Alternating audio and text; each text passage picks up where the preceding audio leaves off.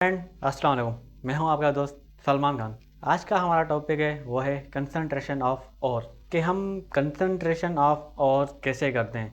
हमारे पास और तो आ गया, तो अब हम इसकी कंसंट्रेशन कैसे करें। जो हमें डिज़र्व मेटल चाहिए, जो हम मेटल हासिल करना चाह रहे हैं, उस मेटल को हम हासिल कैसे करें। तो बेसिकली इसमें चीज़ में होता क्या है, बेसिकली ये जो कंसंट्रेशन ऑफ ओर है, ये जो अर्थली इम्प्योरिटीज़ होती है ना, जो गैंग वगैरह होगी, जो चीज़ हमें नहीं चाहिए, ठीक है, अपना उसमें मिट्टी आ गई, कोई भी मतलब कि ऐसा एलिमेंट जो हमें नहीं चाहिए, उसको हम गैंग कहते हैं। अपना बेसिकली ये एक किस्म की मट्टी वगैरह जो धूल मिट्टी वगैरह होती है ना, तो उसको हम गैंग कहते हैं। हमारे पास और तो है, और में उसमें अपना मट्टी होती है, दूसरी चीज़ें होती हैं, अनवांटेड इम्प्योरिटीज़ जो जो हम हासिल नहीं करना चाह रहे। जिस चीज़ को हम हासिल नहीं करना चाह रहे उसको गैंग कहेंगे, उसको इम्प्योरिटीज़ कहेंगे, सही है।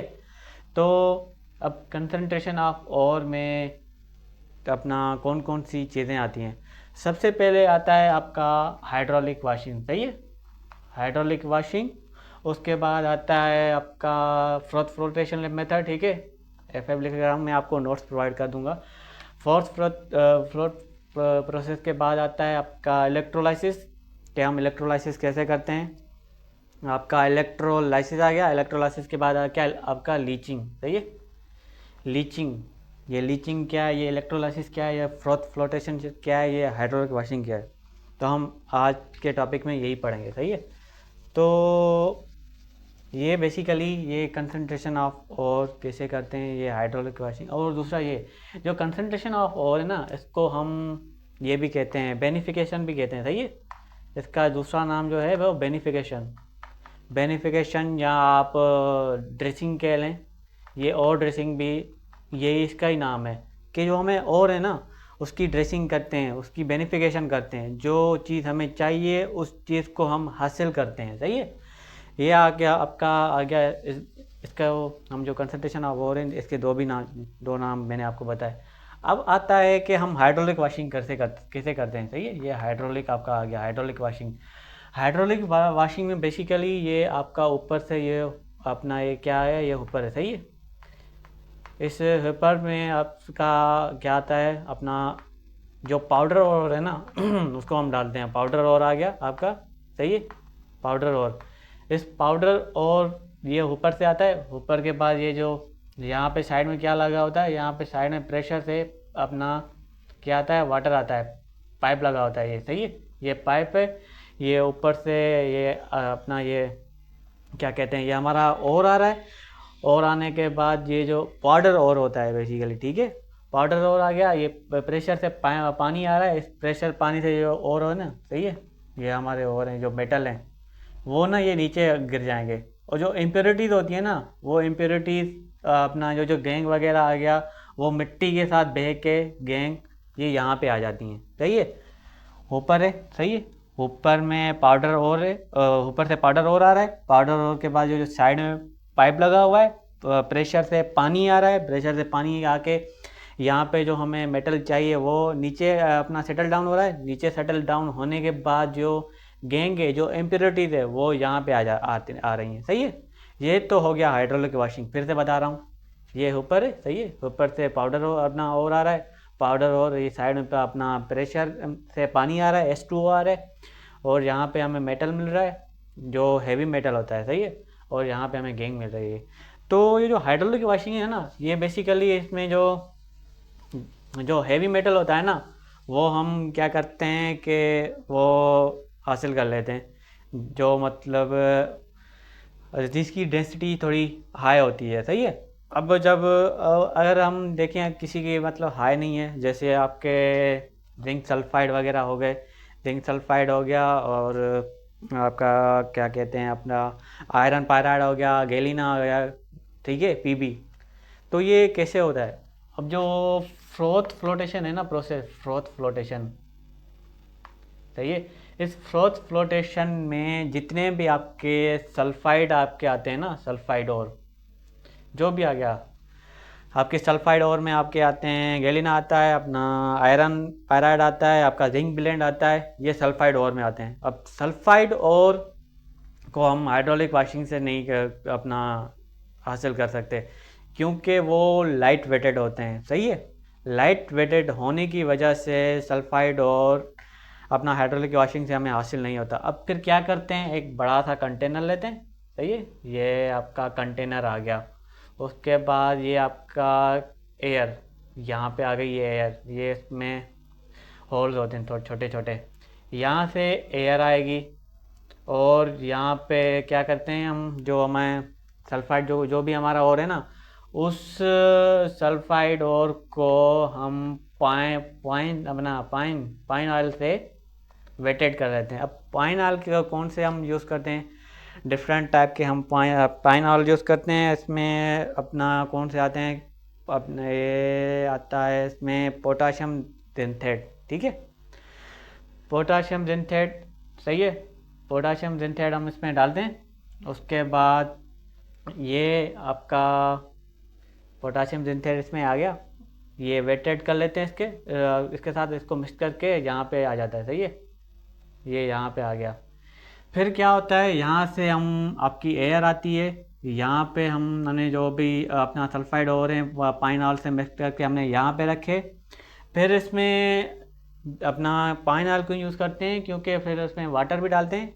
वाटर डालने के बाद इसमें झाग बन जाती है। सही है, झाग बनने के बाद क्या होता है, वो जो झाग है ना, वो सल्फाइड तो लाइट वेटेड होता है, तो ये ऊपर आ जाती है। सही है, ये ऊपर इस जगह पे आ जाती है।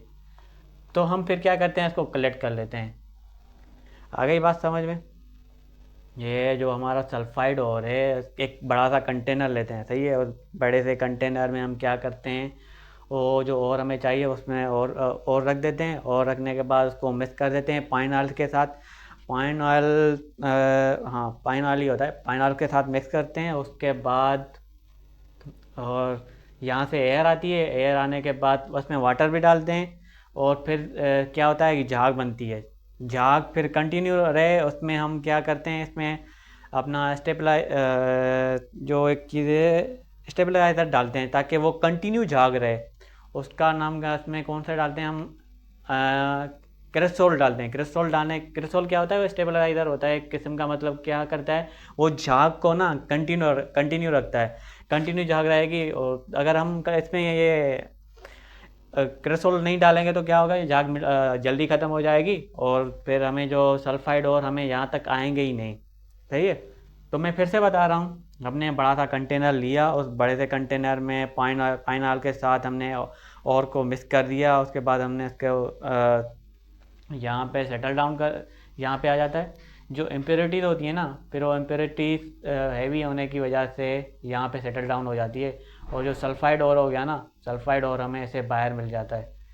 तो बेसिकली ये जो दो टॉपिक आज मैंने बताए, जो हाइड्रोलिक वाशिंग आ गई और आपका फ्रॉथ फ्लोटेशन प्रोसेस, के हम फ्रॉथ फ्लोटेशन प्रोसेस कैसे करते हैं। और अब इस प्रोसेस में ना कभी कभी क्या हो जाता है कि दो चीज़ें आ जाती हैं। क्या, अपना कभी जिंक सल्फाइड भी आ जाता है और गैलिना भी आ जाता है।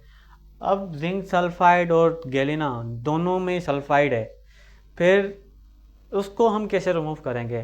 फिर जो अगर दो सल्फाइड आ जाती हैं ना, फिर दो सल्फाइड अगर आ जाए, एक की परसेंटेज कम होती है, दूसरे की परसेंटेज ज़्यादा होती है। जिसकी परसेंटेज कम होती है ना, वो हम एज आ इम्प्योरिटीज़ में कंसिडर करते हैं। ठीक है, परसेंटेज कम है वो इम्प्योरिटीज़ में आता है। फिर क्या करते हैं, हम इसमें डालते हैं डिप्रेसेंट। क्या डालते हैं, सॉरी, अपना इसमें डालते हैं डिप्रेसेंट। अब डिप्रेसेंट में क्या डालते हैं, डिप्रेसेंट। सही है, डिप्रेसेंट मैं आपको नोट्स प्रोवाइड कर दूंगा यार, बहुत थोड़ा छोटा है। डिप्रेसेंट क्या करता है, वो हम डिप्रेसेंट कौन सा डालते हैं, सोडियम साइनाइड। सोडियम साइनाइड क्या करता है, ये जो आपका जिंक ब्लेंड के साथ रिएक्शन करके ये बना रहता है आपका सोडियम टेट्रासाइनोजिंथेट। सोडियम टेट्रासाइनोजिंथेट बन गया, लेकिन ये जो डिप्रेसेंट है ना, वो अपना गैलिना के साथ रिएक्शन नहीं करता। सही है, गैलीना के साथ उसका रिएक्शन नहीं होगा और वो सोडियम टेट्रासाइनाइड हमें अपना मिल जाएगा। इसका फार्मूला जो हमें मिलेगा सोडियम साइनाइड टेट्राजेंसेट, ठीक है। इसका फार्मूला NaCl, उसके बाद आपका आता है सही है, ये इसका फार्मूला है। ये सोडियम साइनाइड टेट्राजेंसेट ये चीज़ हमें मिल गई डिप्रेसेंट की वजह से। अगर हम डिप्रेसेंट इसमें नहीं डालते ना तो दोनों चीज़ें हमें मिल जाती, एक तो इम्प्योरिटीज होती और दूसरा परसेंटेज में भी कम होती। तो इससे हमें जो रिज़र्व जो हमें और चाहिए ना, रिज़र्व हमें मेटल चाहिए, वो हमें हासिल नहीं होगा। वो हासिल नहीं होगा तो जो हमारा जो सारा प्रोसेस है उसकी जो कॉस्ट वगैरह सारी मतलब कि वेस्टेज हो जाएगी। तो आज तो ये दो टॉपिक हो गए। आगे हम इलेक्ट्रोलाइसिस पढ़ेंगे कि हम इलेक्ट्रोलाइसिस कैसे करते हैं और इसकी लीचिंग वगैरह जो प्रोसेस है वो कैसे करते हैं। और दूसरा आपको मैं बताता चलूँ, अब मुझे एक पॉइंट याद आ गया कि जो कंसंट्रेशन ऑफ ओर, अपना ये जो कंसंट्रेशन ऑफ ओर है ना, वो उसके कंसंट्रेशन ऑफ ओर में हमें तकरीबन आपका 60% हमें अपना मेटल मिल जाता है, सही है, 60%। उसके बाद आती है रिडक्शन में 97% तक हमें अपना और मिल जाता है, सही है। उसके बाद आती है कंसंट्रेशन, हो गया कंसंट्रेशन के बाद रिडक्शन में आ गए। रिडक्शन के बाद क्या आएगा, रिडक्शन के बाद आपका रिफाइनिंग आ गया, रिफाइनिंग, सही है। रिफाइनिंग में कितने परसेंटेज मेटल मिलता है हमें, 99.99। 100% तो कोई चीज़ नहीं होती ना, तो अब हम 99 ये अपना 99 मेटल मिल गया। कंसंट्रेशन के बाद जो प्रोसेस आएगा वो रिडक्शन होगी, रिडक्शन के बाद जो प्रोसेस आएगा वो रिफाइनिंग होगा। तो आज का ये छोटा सा हमारा टॉपिक हो गया जिसमें हमने जो थोड़ा बहुत कंसंट्रेशन के बारे में पढ़ा, उसके बाद में जो हाइड्रोलिक वॉशिंग हो रही है हाइड्रोलिक वॉशिंग के बारे में पढ़ा, उसके बाद हाइड्रोलिक वॉशिंग के बाद फ्रोथ फ्लोटेशन प्रोसेस कि ये फ्लोटेशन प्रोसेस कैसे होता है। आगे इंशाल्लाह नेक्स्ट टॉपिक हम कवर करेंगे। तब तक अपना ख्याल रखना। अल्लाह हाफ़िज़।